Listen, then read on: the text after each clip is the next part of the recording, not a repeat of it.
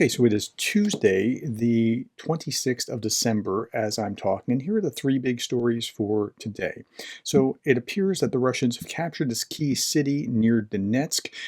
This key city is called Mariinka. It's a suburb outside of Donetsk, and the Russians have been crowing about this for the last few days. Mr. Shoigu told President Vladimir Putin assault units had taken the powerfully fortified area just outside Donetsk. Where is it?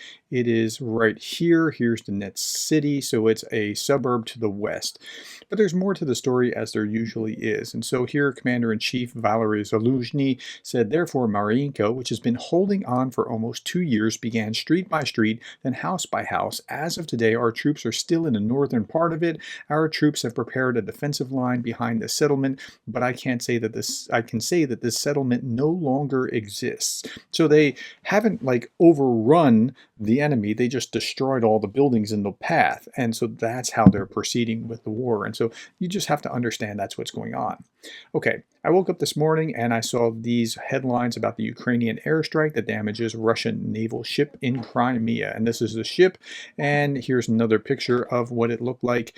And as I was looking at this, I was thinking to myself, wow, that's really interesting. And as I was reading, what I found out was it was there in port because they didn't have the right supplies to be able to fix it. And the big boom was because it apparently had munitions on board that they wanted to send over across by sea rather than over the Kerch Strait Bridge. And so if that is the case, then it reminds me of this: for want of a nail, the shoe was lost; for want of a shoe, the horse was lost; for want of a horse, the rider is lost; for want of a rider, the battle was lost. Now, I'm not saying that the battle is about to be lost by the Russians for that, but they're certainly losing shoes and maybe even about to lose some horses. And so that's, I think, a fair picture of what's going on.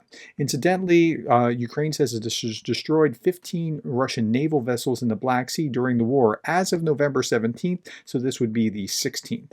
Okay, and by the way, if you want to read or hear about this, I have a video here about it, and it is the Russian landing ship promoted to submarine, and gives you all the background and details.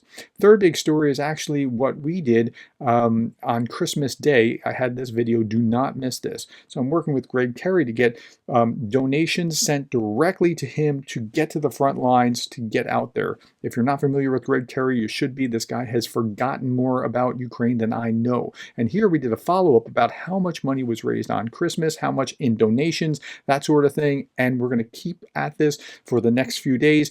He'll be going back to Ukraine on January 2nd. And so I'm going to just keep updating you on how much has been raised. So if you want to donate, the links are below.